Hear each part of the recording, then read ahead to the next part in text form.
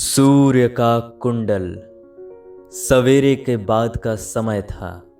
विक्रमादित्य यज्ञशाला में हवन जप कर रहे थे। एक ब्राह्मण उनके सामने उपस्थित हुआ। विक्रमादित्य ने ब्राह्मण को बड़े आदर से बिठाया। उन्होंने ब्राह्मण से विनय पूर्वक पूछा, कहिए ब्राह्मण श्रेष्ठ, आपको क्या चाहिए? ब्राह्मण ने उत्तर दिया, महाराज, मुझे कुछ चाहिए नहीं। मैं तो आपको एक ऐसी भेद की बात बताने आया हूं जिसे मुझे छोड़कर और कोई नहीं जानता। विक्रमादित्य ने उत्सुक होकर कहा, कहिए वो कौन सी भेद की बात है? ब्राह्मण ने कहा, महाराज, हिमालय की तराई में कमलों का एक तालाब है। उसमें सोने का एक स्तंभ है।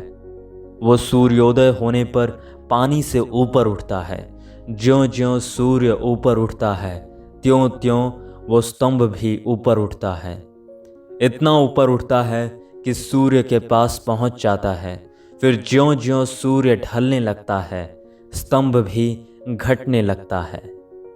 संध्या होते होते वो फिर पानी में समा जाता है। ब्राह्मण विक्रमादित्य के मन में उत्सुकता पैदा करके चला गया। विक्रमादित्य उस सोने के स्तंभ को देखने के लिए उत्कंठित हो उठे, पर उसे देखें तो किस तरह देखें?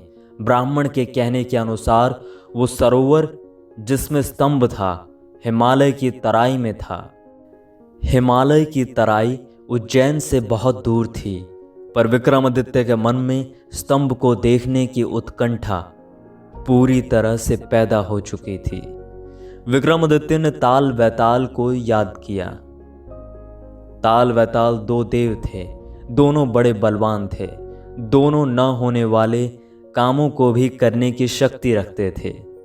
विक्रमादित्य की वीरता, उनके दान पुण्य और उनके अच्छे कार्यों के कारण दोनों देव उनके वश में थे। विक्रमादित्य के याद करने पर दोनों देव उनकी सेवा में उपस्थित हुए।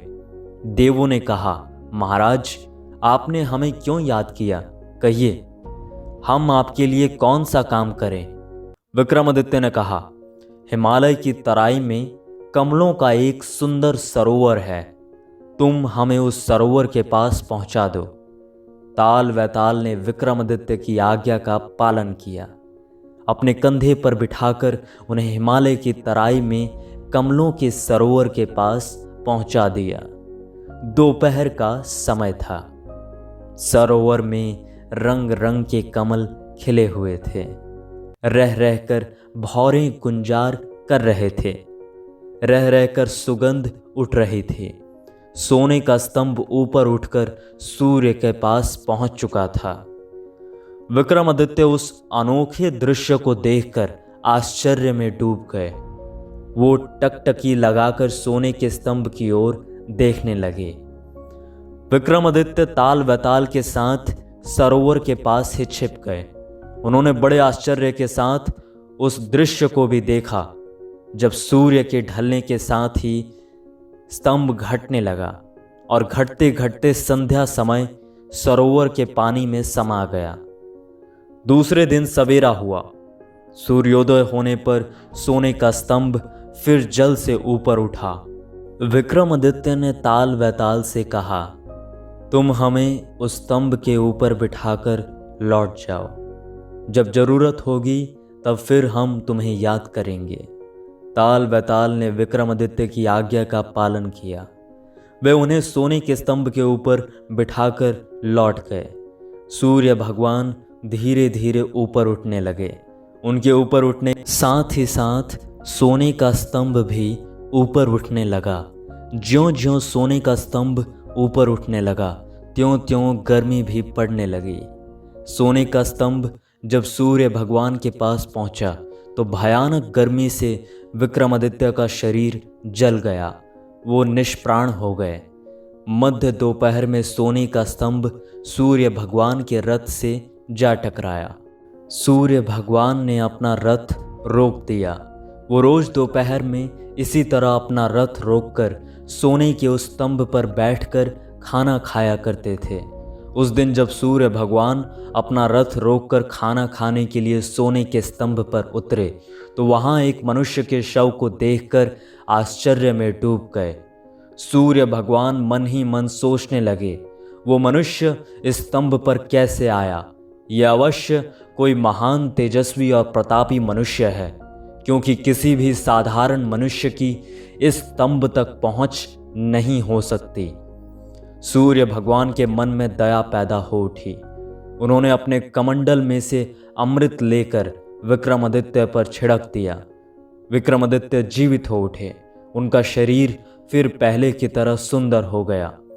विक्रमादित्य ने बड़े आश्चर्य से देखा, सूर्य भगवान अपने रथ के साथ उनके सामने खड़े थे।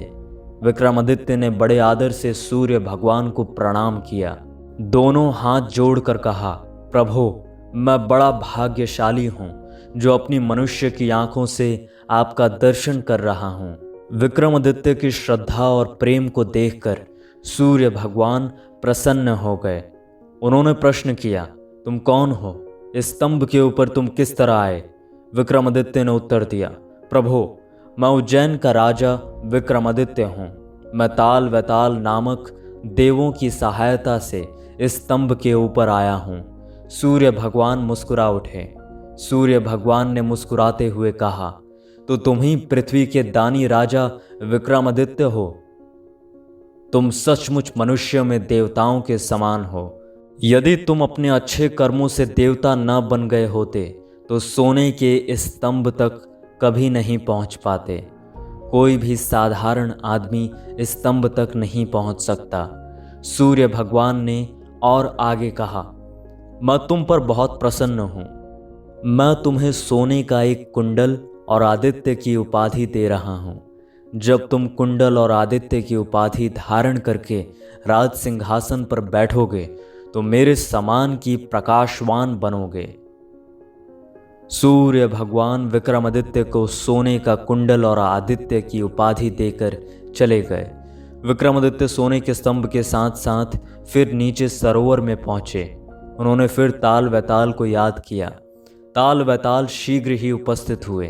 उन्होंने विक्रमादित्य को फिर उज्जैन पहुंचा दिया। विक्रमादित्य सोने के कुंडल पहनकर आदित्य की उपाधि धारण करके सिंहासन पर बैठे। आदित्य की उपाधि धारण करने पर विक्रमादित्य कहलाने लगे। वे सचमुच सूर्य के समान प्रकाशवान हुए।